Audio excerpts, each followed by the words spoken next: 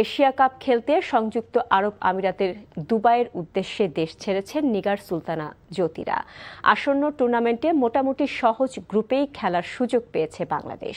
স্বাগতিক সংযুক্ত আরব আমিরাত, শ্রীলঙ্কা ও ইন্দোনেশিয়ার বিপক্ষে গ্রুপ পর্বে মুখোমুখি হবেন নিগার সুলতানা জ্যোতিরা।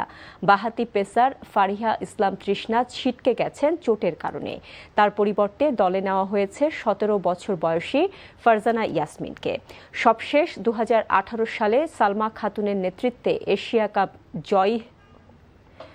জয়ী হয়ে আছে এই টুর্নামেন্টে বাংলাদেশের সর্বোচ্চ সাফল্য।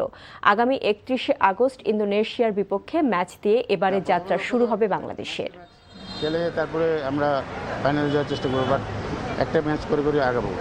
মেয়েরা ভালো প্র্যাকটিস করেছে এবং যে ধরনের উইকেটে আসলে আমাদের দেশের মেয়েরা এই ধরনের উইকেটে একটু বেটার ক্রিকেট খেলে। তো আমার মনে হয় যে যদি তাদের যে খেলাটা কেবল খেলতে পারে মাঠে, ওদের যে অ্যাবিলিটি আছে সেটা যদি তারা মাঠে খেলতে পারে, তাহলে অবশ্যই ফাইনালে যাওয়ার মতন বাংলাদেশ টিম